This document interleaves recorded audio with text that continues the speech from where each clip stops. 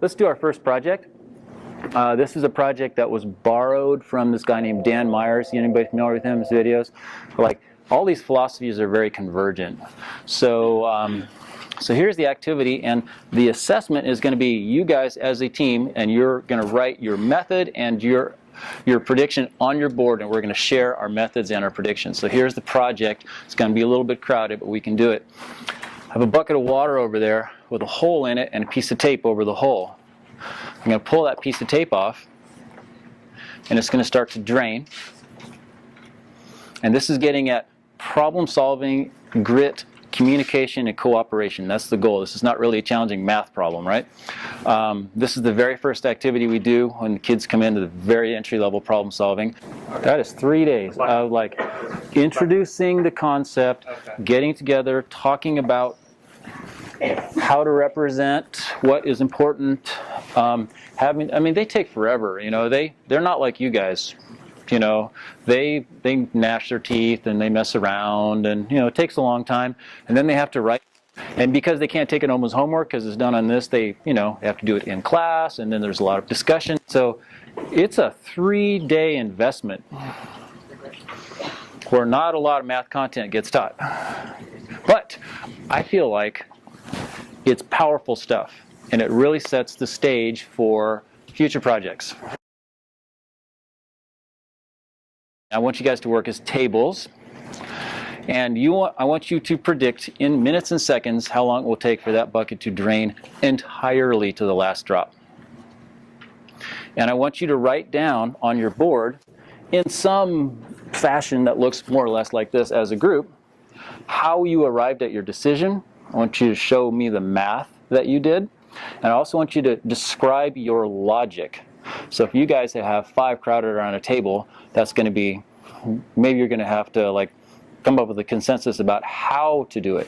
So the tools that you're going to have available are the bucket, some rulers, a stopwatch. I have a bunch of beakers and containers and scales, or you can use anything on that table. I don't even care. Okay?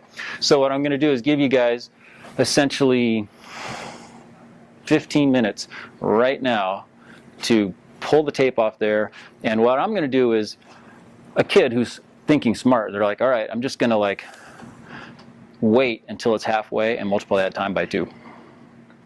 Right? That's just the easy way out, right? So what I do is, while people are taking measurements, is I'm constantly taking the bucket and refilling it and empty it, so you can never actually just time the whole thing, you know, because you know kids are like that. They're going to wait you out. What I'm going to do is I'm going to start it draining, but then after it drains for a while and nobody's actually measuring something, I'm going to refill it, or I'm going to change the level of it a little bit, so that you can't just wait until it's half and multiply by 2. You have to create some sort of math measurement model. So over there are rulers, all that kind of stuff. Now it's going to be crowded, right? Because there's a bunch of you guys and only have 2 buckets, but that's kind of how it is in real class also. So you're going to have to think a little bit about how you might want to do it. And I'm going to go over here and pull the plug, and we're going to go. Graph and see a nonlinear graph going downward. Okay. Oh. This was the center. This is the depth of the bucket, and this is the. How's it going? Okay. You get an answer you feel good about? Yeah.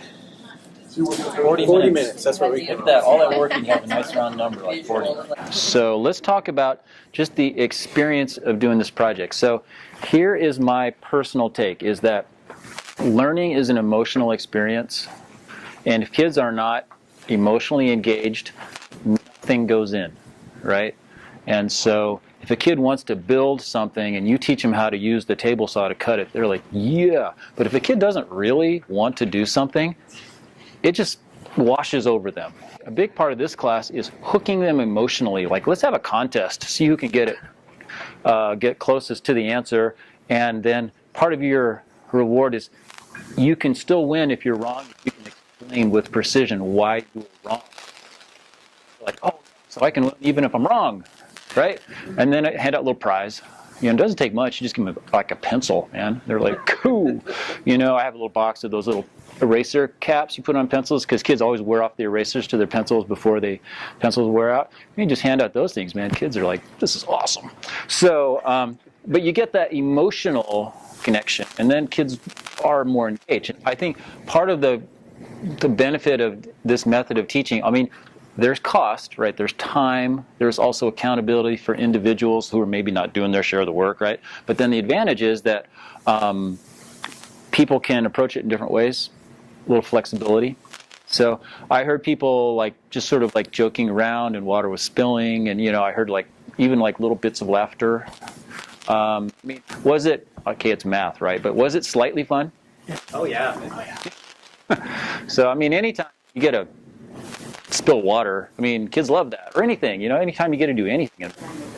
And what's great is that, I mean, a kid could just look at that and say, 45 minutes. And just guess. In fact, that's what happened this year when we did it. The kid who guessed got it closest.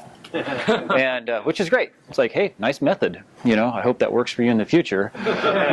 So, but it's funny because like he just totally guessed and ended up being right. And I think the other kids saw like, oh, well, I could have done that, And I think it does encourage a lot of flexibility. So did anybody feel like they're put on the spot a little bit, knowing that I might ask you to demonstrate your method? The board is like the amazing motivator, right? Because if they can just like slip a piece of paper in and walk off, they can do nothing. But when they know they have to do this, they're like, we got to have something, right? And so what I do is I say, hey, if you were to work at Google, you guys would have the whiteboard sessions where all the brains would get together and they would like stand in a room and write stuff down and share ideas.